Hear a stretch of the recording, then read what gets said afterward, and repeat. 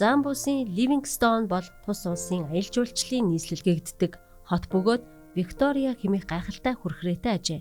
Тэрхүү хотод доорн өөрийн нөхөр охины хамт амьдардаг байлаа. Нөхөр нь багш байсан бөгөөд түүний цалингаар амьдрахад амаргүй байв.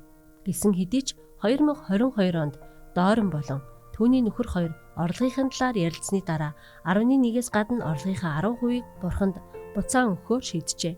Энэ шийдвэр нь бурхан хангана гэдэгт итгэх итгэлийн зоригтой алхам байлаа. Удалгүй засгийн газраас багш нарын нээлттэй ажлын байрыг зарлав.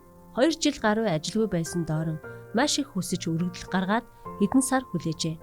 Гайхалтай мэдээ гэвэл үндэсний сонинд гарсан өргөдөл нь тэнцсэн хүмүүсийн жагсаалтаас доорн өөрийнх нь нэрийг олж харлаа. Өргөдөл гаргасан боловч сонгогдоогүй зарим сүмийн гишүүд доорноос хэрхэн амжилттай тэнцсэн талаар чамд ямар нэгэн арын хаалга байсан уу гэх мэтээр асууж байлаа. Доорн хариуд нь нөхөр бид хоёрын үнэнч байдлыг шагнах бурхны арга зам байсан юм гэдэгт итгэж байгаагаа даруйхнаар тайлбарлав. Итгэлийн хувьд томоохон үсрэлт хийх аимшигтай, бүр эрсдэлтэй мэт санагдаж болох ч бурхан амлалтаа үргэлж биелүүлдэг. Тэрээр Малахи 3:10 дугаар ишлэлд бид бурханд хамаарах 11 болон хувь тогтоосон үргэлгийг буцааж өгөх үедээ түүнд итгэхийг уриалсан. Бид 11 мөн амлалтын өргөлөө тогтмол бөгөөд системтэйгээр буцаан өгөхдөө өөрсдийн хүслийг хадагт бурхныг нэгдүгээр тавих болтугай.